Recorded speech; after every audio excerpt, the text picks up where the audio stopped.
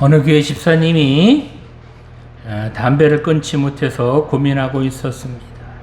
그래도 명색이 집사라는 사람이 담배도 끊지 못한 데서야 체면이 서질 않는다고 생각한 끝에 기도원에 들어가기로 결심을 합니다.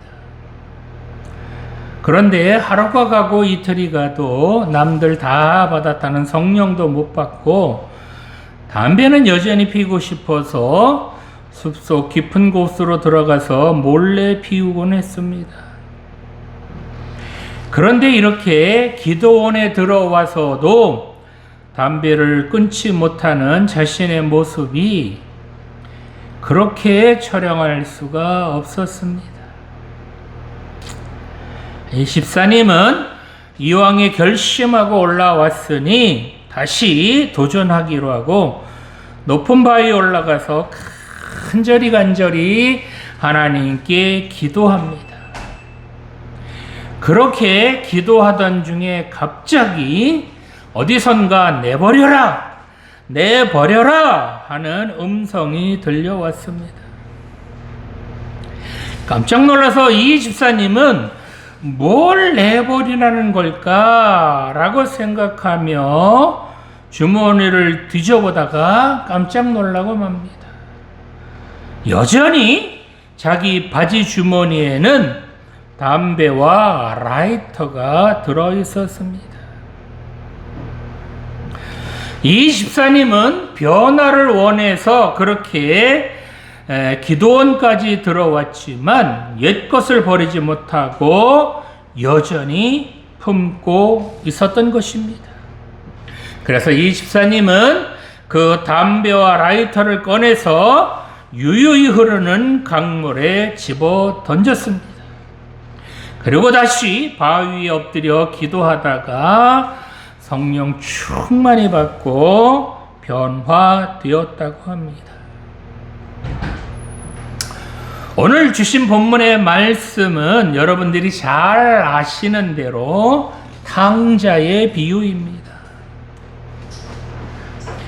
이 탕자는 왜 아버지의 재산을 아버지가 죽지도 않았는데 미리 받아서 그렇게 집을 나갔을까요? 이 탕자는 왜 다시 아버지 집으로 돌아가기로 결정했을까요? 이 아버지는 집으로 돌아간 후에 어떻게 되었을까요? 오늘 주신 본문을 통해서 이 탕자의 터닝 포인트, 이 탕자가 돌아서게 된 계기가 무엇인지 살펴보면서 함께 은혜를 나누기를 원합니다. 자, 첫 번째로 이 탕자는 낮아지고 겸손해졌다는 것입니다. 본문 17절 말씀 보겠습니다.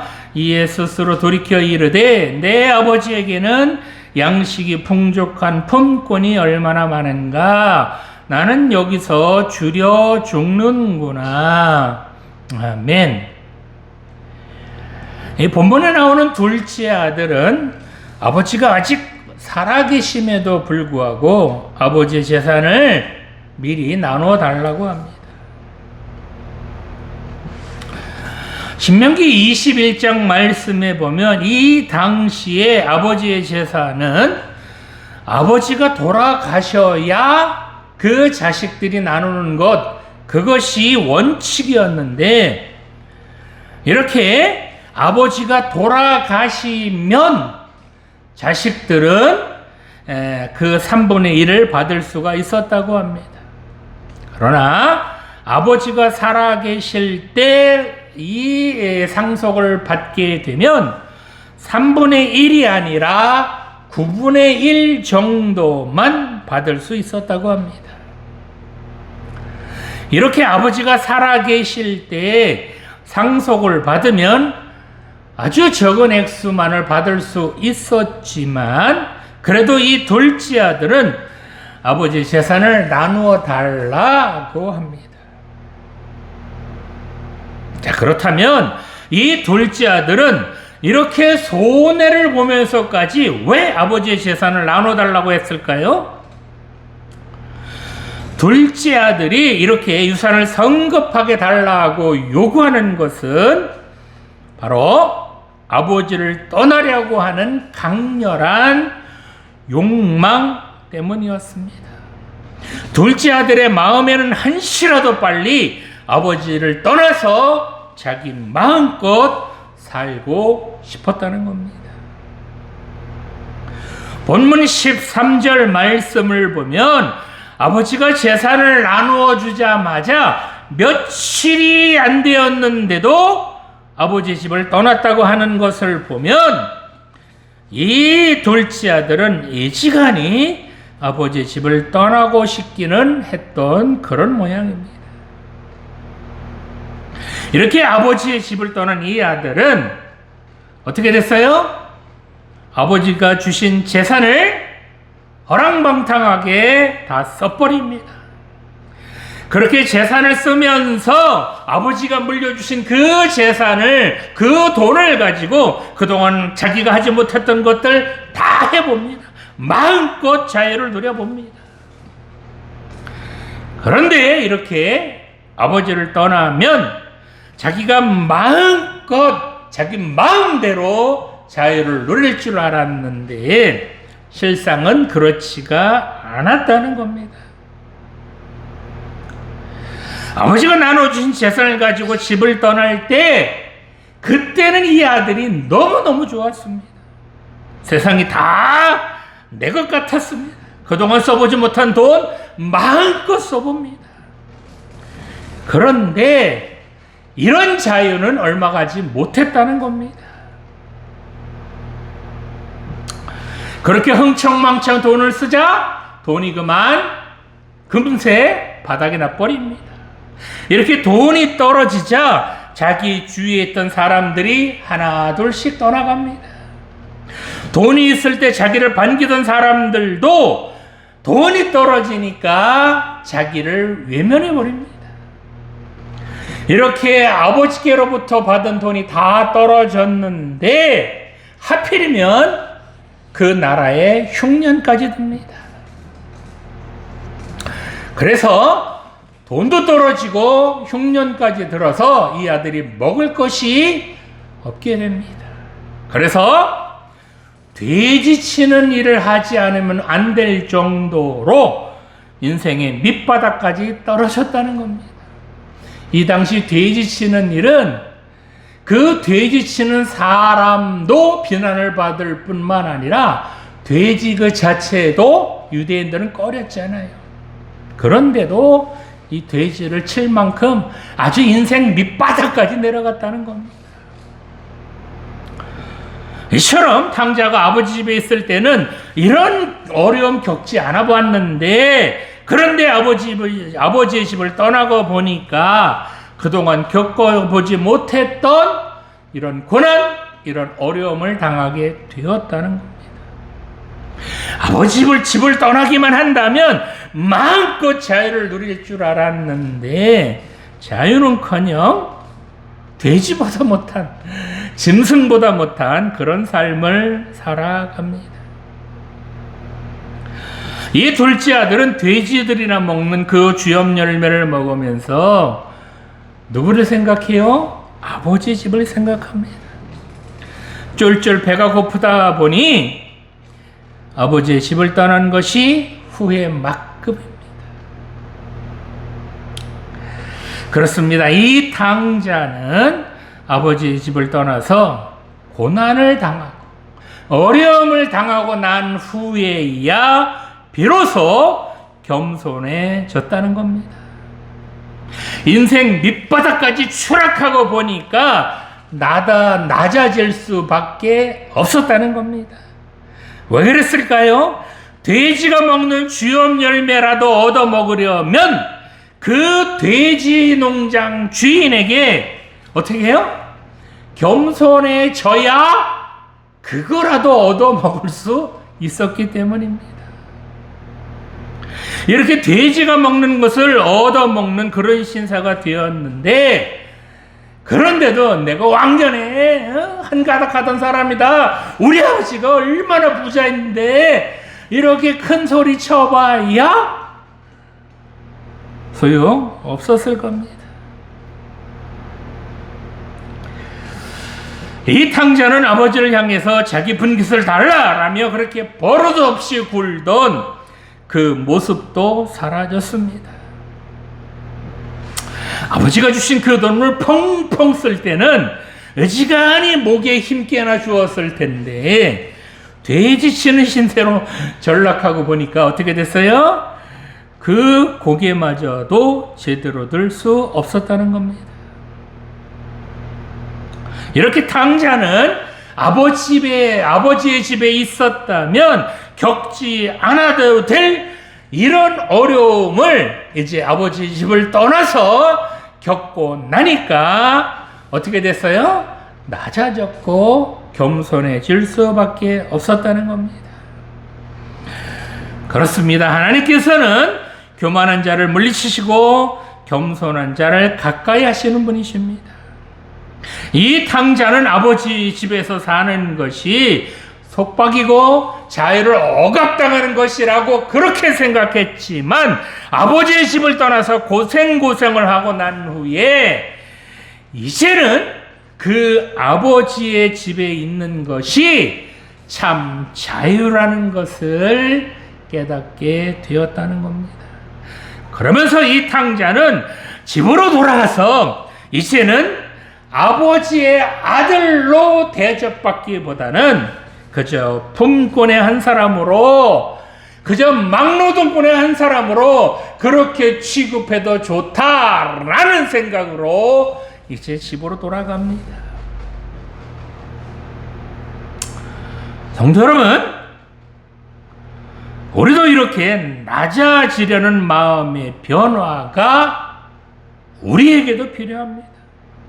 아버지가 없어도 된다고 하는 생각, 아버지 필요 없다라는 이 교만이 결국 이 탕자를 나락으로 떨어뜨린 겁니다.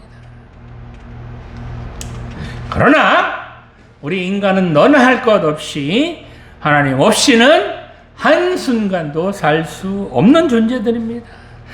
하나님을 떠나면 잘 살 것 같은데, 하나님을 떠나기만 하면 행복할 것 같은데 그렇지가 않다는 겁니다. 하나님을 떠나면 고생이요, 하나님을 떠나면 죄의 구렁텅이로 떨어질 수밖에 없다는 것입니다.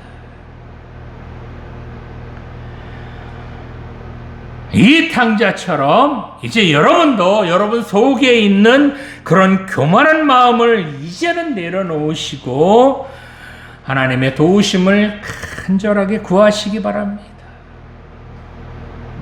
겸손하게 그저 낮아진 마음으로 하나님 나 좀 도와주세요. 나는 부족합니다.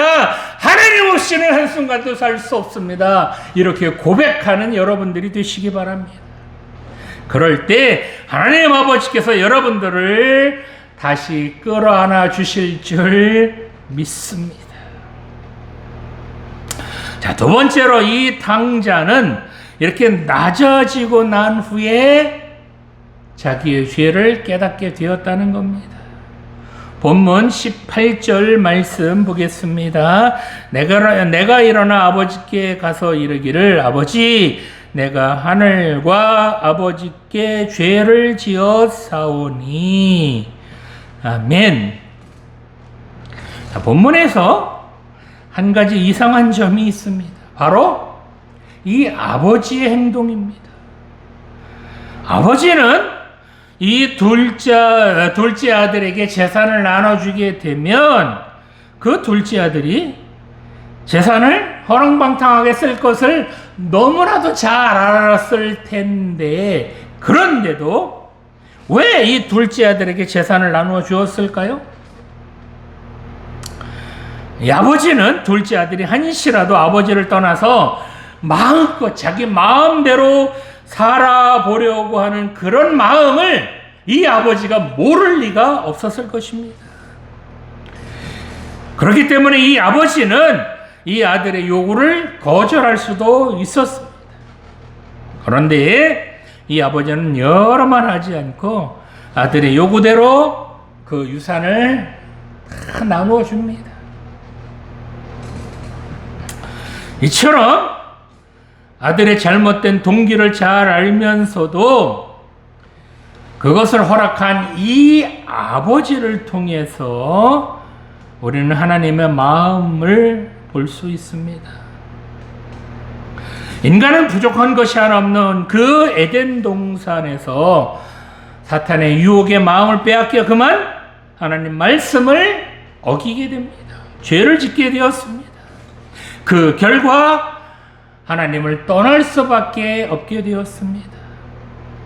그런데 하나님께서는 이렇게 죄를 지으려고 하는 이 인간의 마음, 그런 인간의 뜻을 굳이 막지 않으셨습니다.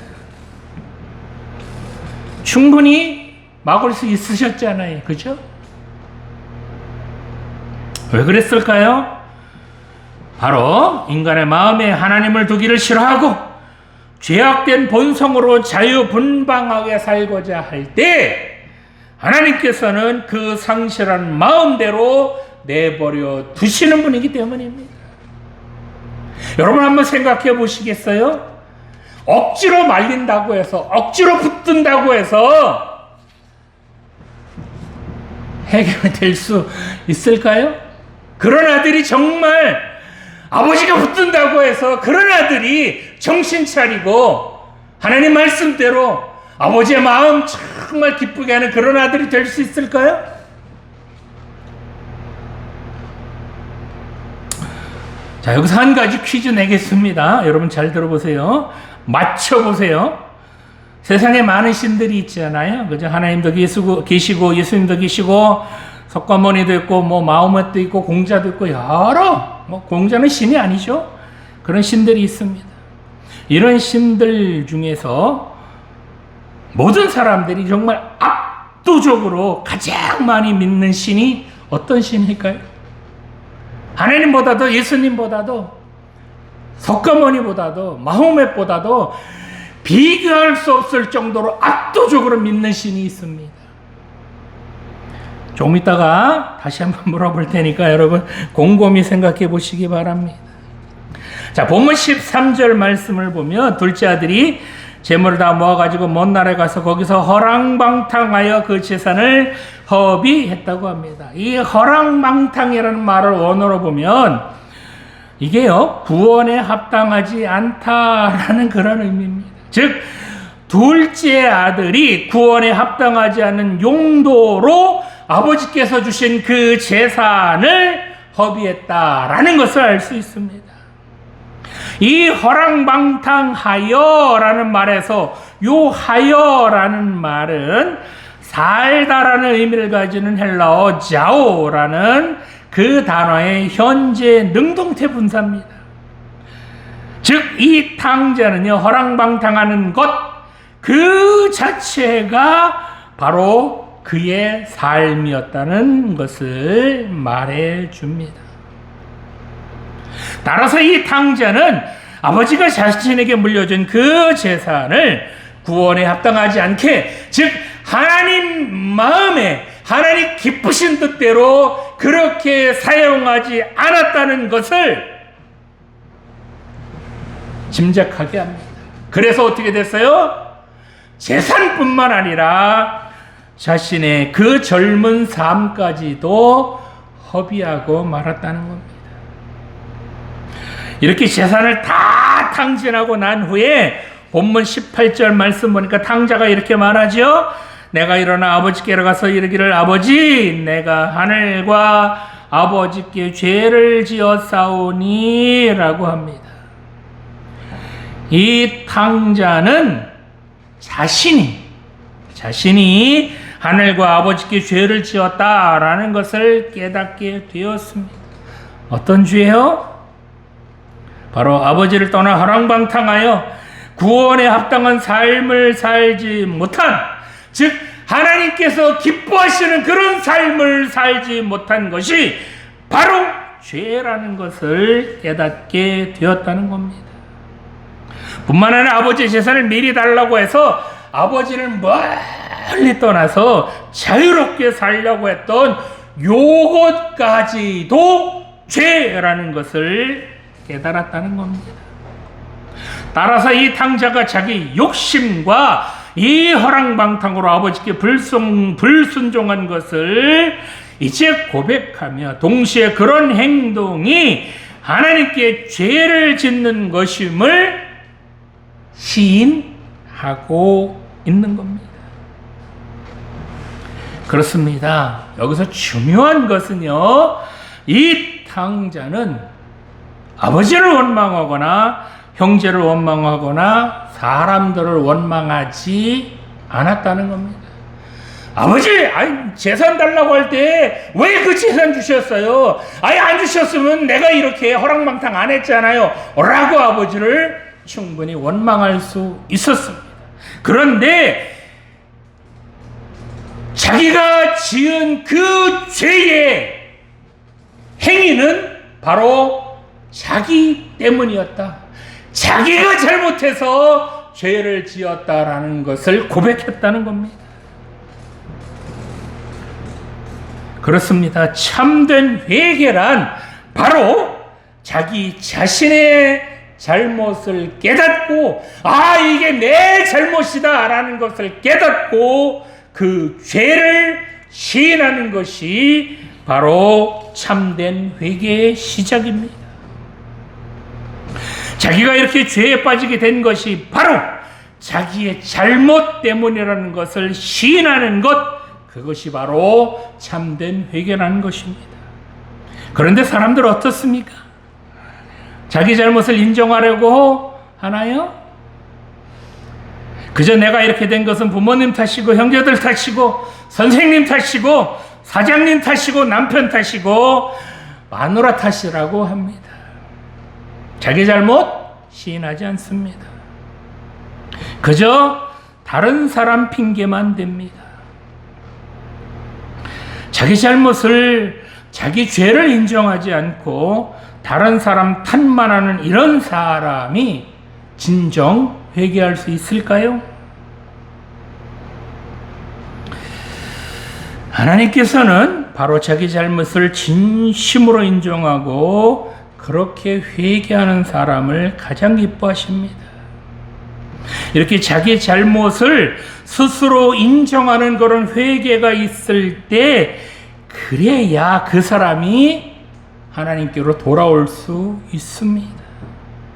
탕자는 바로 자기 자신의 죄를 스스로 인정했습니다.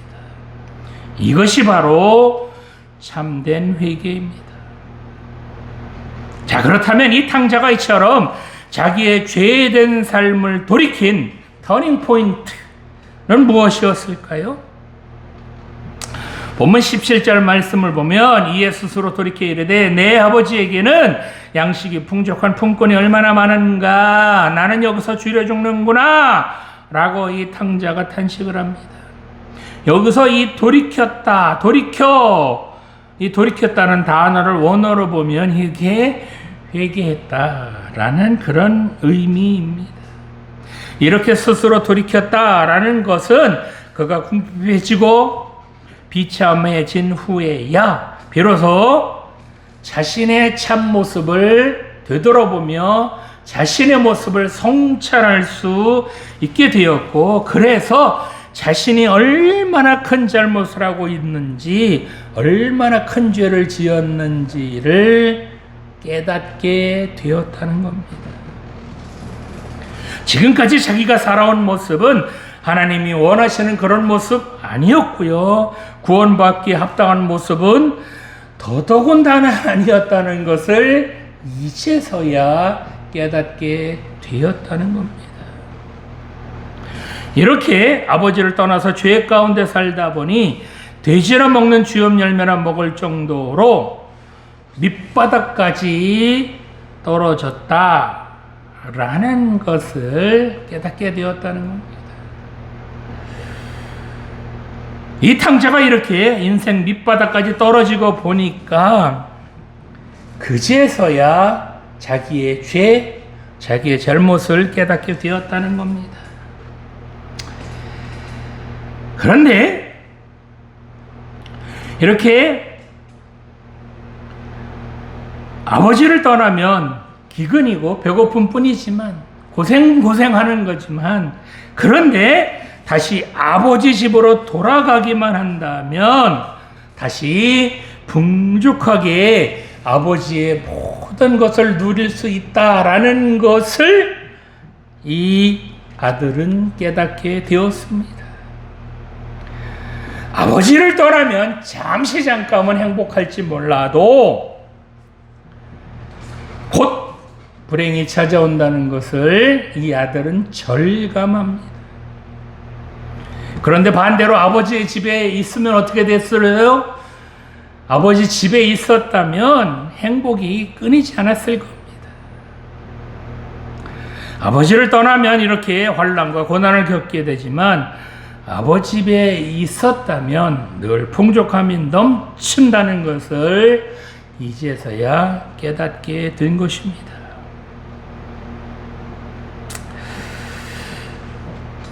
그렇습니다. 이 탕자는 자기의 배고픔을 해결하려면, 자기의 이 어려움, 이 고난을 해결하려면 어디로 가야 돼요? 오직 아버지에게로 돌아가야 합니다. 마찬가지로 하나님을 떠나 비참하게 사는 사람들에게 그들의 굶주림을 해결해 줄 수 있는 그런 양식을 넉넉하게 주실 수 있는 그분은 오직 우리 하나님 한 분밖에 없는 줄 믿습니다. 하나님 아버지에게는 바로 이처럼 영원히 줄이지 않는 양식이 있습니다. 그러므로 행여 하나님을 떠나 죄에 빠져 있는 분들이 있다면, 그래서 인생의 바닥까지 내려간 분이 있다면 하나님께서 주시는 그 양식을 기억하고 다시 하나님 품으로 돌아가야 될 줄 믿습니다. 자, 제가 조금 전에 질문 드렸던 사람들이 가장 많이 믿는 신 어떤 신일까요? 교회 다니는 사람들도, 전에 다니는 사람들도, 공자나 마호멧을 믿는 사람들도 이 신을 가장 많이 믿습니다. 어떤 신일까요? 4글자인데 잘 모르시겠죠? 자기 자신입니다. 교회 여전히 다닐지라도 하나님보다는 자기 자신을 믿는 사람이 훨씬 많잖아요. 그렇습니까? 안 그렇습니까? 절에 다니도 부처를 믿는 것보다 자기 자신을 믿는 것이, 믿는 사람이 훨씬 더 많잖아요.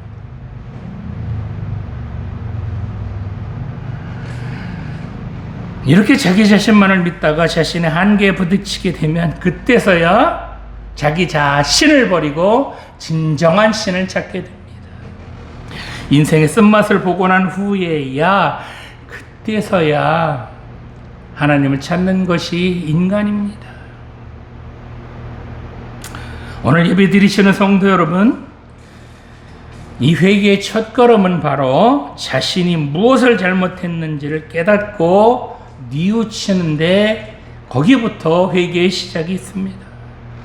이 뉘우친다는 것은 자신의 행동이 무엇이 잘못되었는지, 어떤 것이 잘못되었는지 모르던 사람이 자신의 잘못을 깨닫게 되었을 때, 그때 뉘우침이 일어납니다. 예배 시간에 말씀을 듣다가 자신의 잘못을 깨달을 수도 있고요, 찬송하다가 성령님께서 우리의 잘못을 깨우쳐 주실 수도 있습니다. 이렇게 하나님 말씀이 역사하는 대로, 성령님께서 역사하는 대로 우리를 깨우쳐 주실 때에 속히 우리 자신의 잘못을 스스로 인정하고 이제는 하나님께로 돌아가야 합니다. 이렇게 자신의 잘못을 뉘우치고 하나님께로 돌아오는 자들을 하나님께서 용서해 주실 뿐만 아니라 더 풍성한 것으로 채워주실 줄 믿으시기 바랍니다. 자, 마지막으로 이 탕자는 완전히 돌아섰다는 것입니다. 본문 20절 말씀 보겠습니다. 이에 일어나서 아버지께로 돌아가니라. 아직도 거리가 먼데 아버지가 그를 보고 측은히 여겨 달려가 목을 안고 입을 맞추니. 아멘. 자, 20절 앞쪽인 19절을 보니까 이 탕자가 뭐라 그래요? 지금부터는 아버지의 아들이라 일컬음을 감당하지 못하겠나이다. 나를 품권의 하나로 보소서라고 합니다. 또 20절 앞부분을 보니까 이에 일어나서 아버지께로 돌아가니라 라고 했습니다. 그렇습니다. 잘못을 뉘우친다고 해서 모든 문제가 해결되는 건 아닙니다. 중요한 것은 바로 우리가 잘못한 것을 깨달았다면 이것이 죄로구나. 하나님께서 이 죄를 보시면 어떡할까?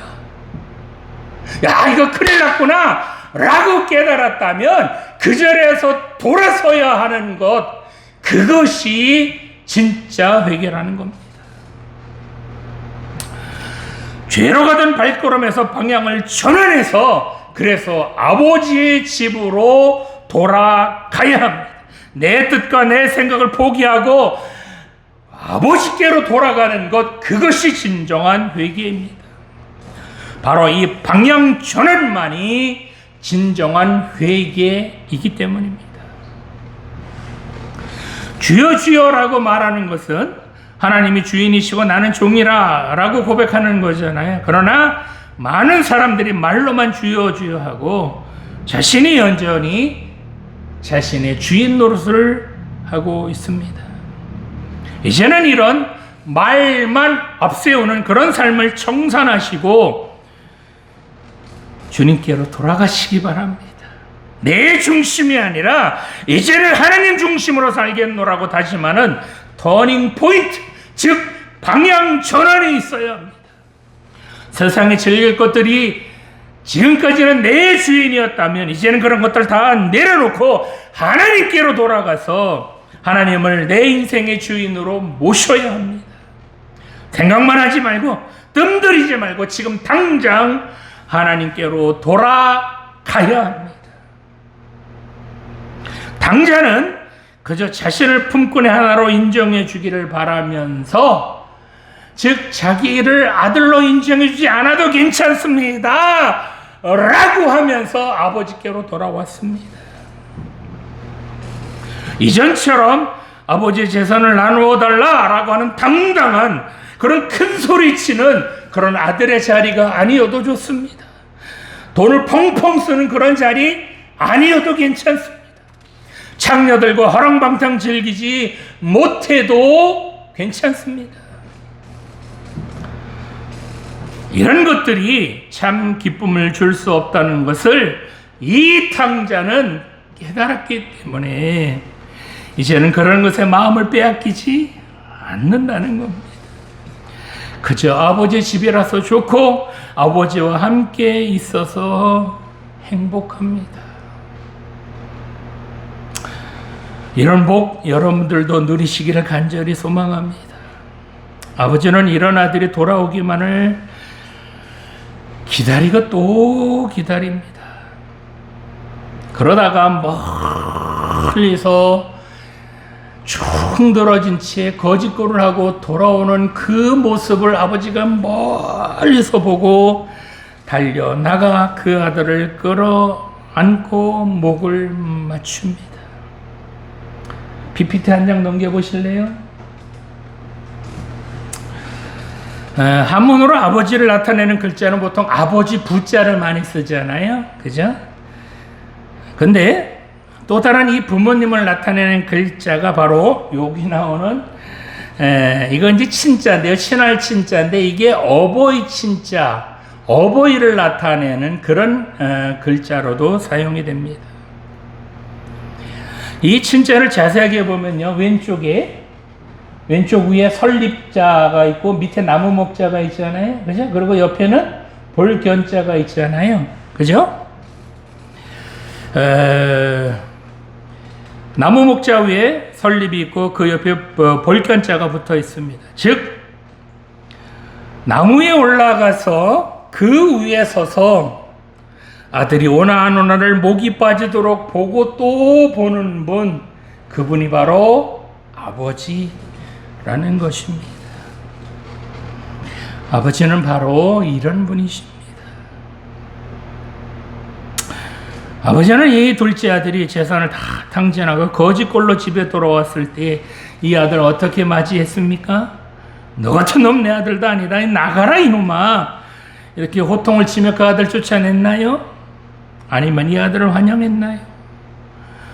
본문 22절에서 24절을 보면 종들에게 이르되 제일 좋은 옷을 내어다가 입히고 손에 가락지를 끼우고 발에 신을 신기라. 그리고 살찐 송아지를 끌어다 잡으라. 우리가 먹고 즐기자. 이 내 아들은 죽었다가 다시 살아났으며 내가 잃었다가 다시 얻었노라 라고 합니다. 비록 이 둘째 아들이 재산을 다 탕진하고 거지꼴로 집에 돌아왔지만 아버지는 이 잃었던 아들을 다시 찾았다는 그 감격에 정말 큰 잔치를 벌립니다. 오늘 예배 드리시는 성도 여러분, 우리가 세상 죄 가운데 살다가 죄의 때가 많이 묻었을지라도 우리가 하나님 아버지께로 돌아가기만 하면 그런 우리를 반겨 맞아주시는 분, 그분이 바로 우리 하나님 아버지시라는 것 여러분 명심하시기 바랍니다. 치열한 경쟁사회에 살다가 낙심하고 좌절해서 어깨가 쭉 늘어졌을지라도 하나님께로 돌아가기만 하면 그런 우리를 꼭 끌어 안아주시는 분, 그분이 바로 우리 하나님이십니다. 하나님께서 와라, 제발 와라 그렇게 부르셨지만 세상 즐길 것 많아서 그렇게 그런 세상 즐기다가 병들어 비틀거릴지라도 우리가 그런 하나님께 돌아가기만 하면 그런 우리를 치료해 주시고 씻어 주시고 상처를 어루만져 주시는 분, 그분이 바로 우리 하나님이신 줄 믿습니다. 이렇게 하나님께로 돌아오는 자들에게 하나님께서는 살찐 송아지를 잡으며 잔치를 베풀어 주십니다. 뿐만 아니라 하나님께서는 죄로 물든 더러운 옷을 벗겨주시고 제일 좋은 옷을 내어다가 우리에게 입혀주실 뿐만 아니라 손에 가락지를 끼워주시고 발에 신을 신겨주시는 분, 그분이 바로 우리 하나님이심을 명심하시기 바랍니다. 이런 하나님께 돌아가야 될 줄 믿습니다. 하나님께서는 오늘도 두 팔 벌리시고 여러분들을 기다리십니다. 당자 같은 그런 삶 버리시고 이제는 하나님 아버지께로 돌아가야 합니다. 그러면 하나님께서 그런 우리를 하나님 품에 꼭 안아주시고 잔치를 벌여주실 줄 믿으시기 바랍니다. 이 하나님께로 돌아가시기 바랍니다. 기도 드리시겠습니다.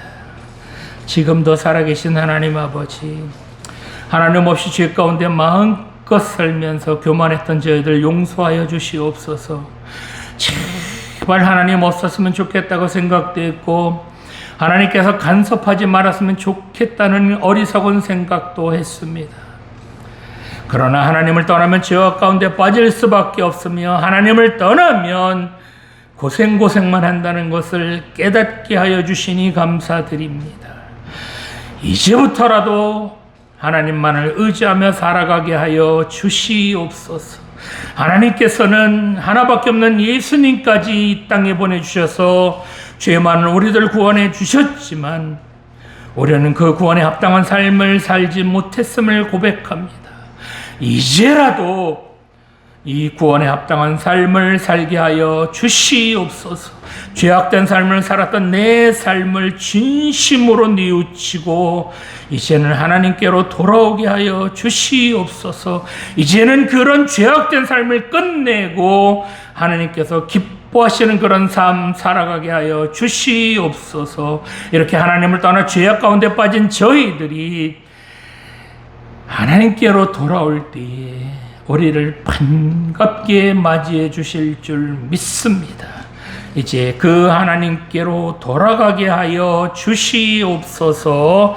감사드리며 예수님 이름으로 기도드립니다.